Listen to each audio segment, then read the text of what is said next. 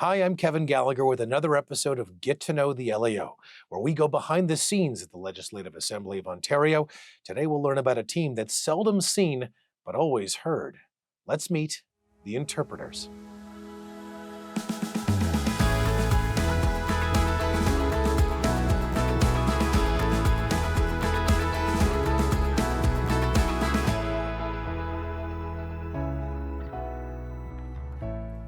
Inside this small studio, interpreter Rudy Sharid is preparing for an upcoming committee session. Good morning, colleagues. Interpreter Booth checking in. He started working at the Legislative Assembly of Ontario about 6 months ago. Good afternoon. But his linguistic expertise is essential. The Standing Committee on Interior will now come to Le order. Comité permanent des affaires intérieures va maintenant commencer sa session. For Sharid, it's a duty to ensure all Ontarians can understand what's happening at the legislature, whether they speak English or French, an obligation driven by devotion. Primarily the love for languages, French and English being the two tongues spoken here. And I'm just passionate and I want to keep learning, which is what an interpreter does. How do you keep everyone organized? Well, one of the things we do is we have a schedule for the week. Peter Couteau has been the Language Services Manager since 2017. He's also been an interpreter to the Legislative Assembly for more than 20 years. The interpretation department has changed quite a bit in the years I've been here. First of all, we do a lot more work. We used to do only the House and one committee, and now we do House, 3 committees, and a media studio, so there's a lot more work. The interpreters not only work at the chamber of the legislature for House proceedings and debates, they also help people understand what's being said during committees, whether it's the members speaking or the witnesses. Press conferences and the media studio at the Assembly are also interpreted. Someone is even interpreting the video you're watching right now. The more you are invisible, the better you do your job, basically, because that means if you're invisible, everything went smoothly. The need for interpreters has grown steadily over the decades. With more than 500,000 francophones, Ontario has the largest French-speaking population in Canada outside of Quebec. That's more than double the French-speaking population of New Brunswick, Canada's only officially bilingual province, though speaking French inside the Legislative Assembly hasn't always been easy. Although French was reportedly spoken in the legislative chamber since Confederation, it wasn't a recognized language. The tradition was to allow non-English questions in any mother tongue provided a copy was included in English. But on July 22, 1968, this changed.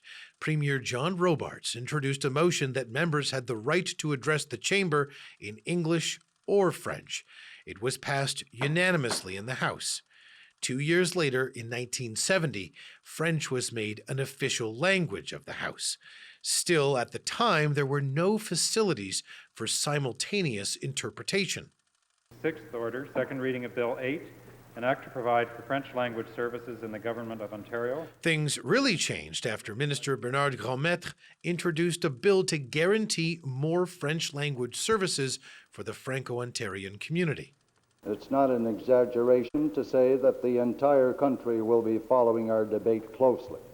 I'm sure it will demonstrate that we all believe in equality and fair treatment for all Ontarians, whether they speak English or French. The French Language Services Act received royal assent in 1986.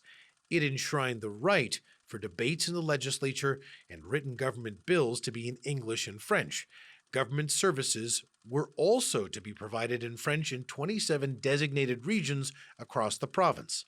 Debates in this Legislative Assembly are fully accessible to all members in the official language of their choice. And on October 14, 1986, simultaneous interpretation services were offered in the chamber consistently rather than for special occasions. It's very important for Franco-Ontarians that we exist so they can follow in their language. Interpretation is tough. Monsieur le Premier ministre, l'écoutez.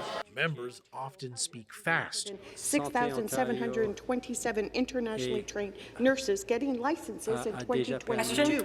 Will the members support this bill? There's crosstalk during debates. Giving people their own tax dollars to create jobs that they were going to create anyway. Point of order. Jokes don't always translate well. I've never known the member for Parkdale to be so in order. Pour une fois, franchement, le député de Parkdale est vraiment conforme au règlement. Interpreters switch back and forth between English and French during complex policy debates. All this requires hours of research and preparation. Never enough preparation. You could spend days, but primarily you will research what is going on in the news. You will read bills if they have been put forth and submitted. You can also do glossary research, create different documents and coordinate with the team. It's like gymnastics, basically. You know, the more you practice, the better you become at it. So it's a lot of practice, a lot of training your brain to doing 2 or 3 different things at the same time. This dynamic dance in the booth is a main difference between live simultaneous interpretation and translation services. People think that we do word per word. We don't interpret a word per word. We interpret ideas, we summarize. Our aim is to have someone in the second language understand what's happening.